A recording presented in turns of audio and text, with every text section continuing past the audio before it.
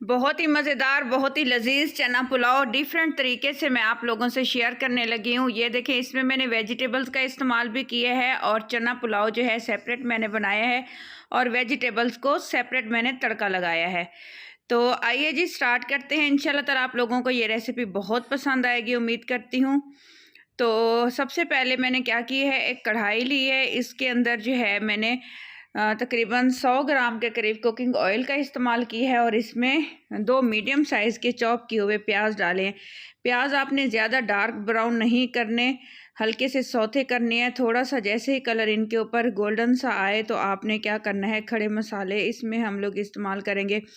तेज़ पत्ता, साबुत ज़ीरा, दालचीनी का पीस और एक बड़ी इलायची, लौंग 3 से 4 और थोड़ी सी काली मिर्च और इसमें लहसुन का पेस्ट शामिल करेंगे 1 टीस्पून के बराबर। हल्का सा इसको फ्राई कर लेंगे प्याज के साथ ही। और इसमें जो है तकरीबन मैंने 5 से 6 चम्मच दही और इसमें 6 से 7 हरी मिर्चें तीखे वाली मैंने अच्छे से कुंडी डंडे में कूट के एक चटनी के जो है स्टाइल में मैंने इसको बना लिए है। इसको आप चटनी पुलाव भी बोल सकते हैं। तो अच्छे से इसकी कर लेंगे जी मिक्सिंग।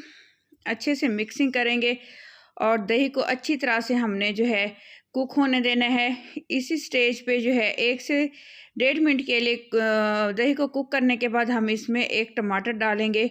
मीडियम साइज़ का टमाटर था, इसको भी मैंने जो है छिलका उतार के छोटे छोटे बारीक चॉप कर लिए है। 1 टीस्पून भर के इसमें नमक डालेंगे और इसमें एक जाएगा चिकन क्यूब्स।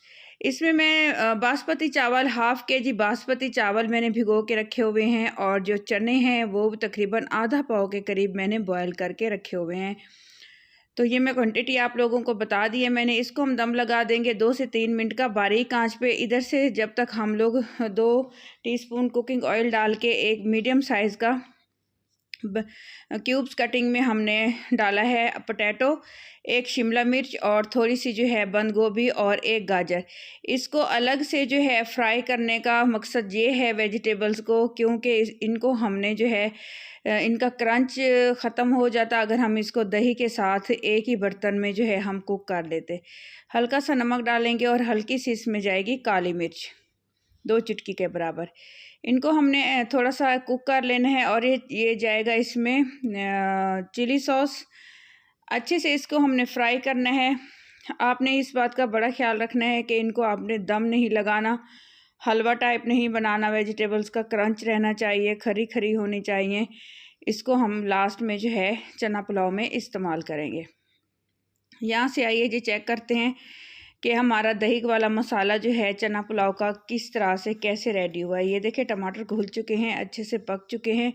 अच्छे से मज़ीद हम इसकी मिक्सिंग करेंगे और इसमें डाल देंगे हम लोग चने। चने अच्छी तरह से बॉयल किए हुए हैं, 100% कुक है। इनको मज़ीद जो है इतनी भुनाई करनी है, ये देखें कि अच्छा सा जो है एक जो है इनमें ग्रेवी का टेक्सचर आ जाए। जिस पानी में मैंने चावल भिगो के रखे हुए थे पहले मैं वही पानी यूज़ कर रही हूँ और आधा किलो हमारे पास चावल हैं तो हमने इसमें तकरीबन 3 पाव के करीब पानी डालना है, 750 ml के करीब। बाज़ औक़ात लोग पानी डबल डाल देते हैं, लेकिन आपने ये गलती नहीं करनी वरना चावल जो है हलवा बन जाएंगे। अच्छे से मिक्सिंग करनी है। अच्छे से मिक्सिंग करने के बाद हम लगा देंगे जी इसको ढक्कन। जैसे इसमें एक अच्छा सा बॉयल आएगा तो हमने इसमें चावल शामिल कर देने हैं। याद रखिएगा चावल कच्ची बासमती राइस है और क्वांटिटी इनकी हाफ़ केजी है। ये देखें इस तरीके से चावल शामिल कर देंगे और आस्ता से हल्के हाथ से हमने इसकी मिक्सिंग करनी है ताकि ये टूटे ना। और इसी स्टेज पे फ्लेम आपने हाई रखनी है। हाई फ्लेम के ऊपर इसमें 3 से 4 बॉयल आएंगे और इस तरह से जल्दी से ही 2 से ढाई मिनट में तकरीबन ये पानी जो है खुश्क होना शुरू हो जाते हैं और चावल खिल चुका होता है। तो हम इसमें 3 हरी मिर्चें डालेंगे साबुत वाली और इसी स्टेज पे जो हमने वेजिटेबल्स फ्राई करके रखी हुई हैं वो डाल देंगे। जो इसमें कमी पेशी होगी, अगर पोटैटो नहीं गले हुए तो वो दम के अंदर अच्छे से जो है पक जाएंगे और एक खुशबू आएगी बहुत ही मज़ेदार सी और एज ए सैलेड के तौर पे भी ये काम करेंगे चावलों के अंदर। बहुत मज़ेदार और लजीज से हमारा चना पुलाव रेडी होने वाला है। अगर इस स्टेज पे आपको मेरी रेसिपी अच्छी लगी है तो प्लीज़ मेरे चैनल को सब्सक्राइब कर दीजिएगा, क्योंकि अजीम होते हैं वो लोग जो दूसरों की हेल्प और मदद करते हैं। 8 से 10 मिनट का मैंने इसको दम लगाया था बारीक आंच पे और माशाल्लाह माशाल्लाह हमारे ये जो हैं राइस बहुत ही मज़ेदार, बहुत ही लजीज कुक हो चुके हैं। वीडियो को लाइक कर दीजिएगा और कमेंट बॉक्स में मुझे बताइएगा कि आपको मेरी रेसिपीज़ कैसी लग रही हैं। तो मिलते हैं जी इंशाल्लाह ताला नेक्स्ट वीडियो में नेक्स्ट रेसिपी के साथ।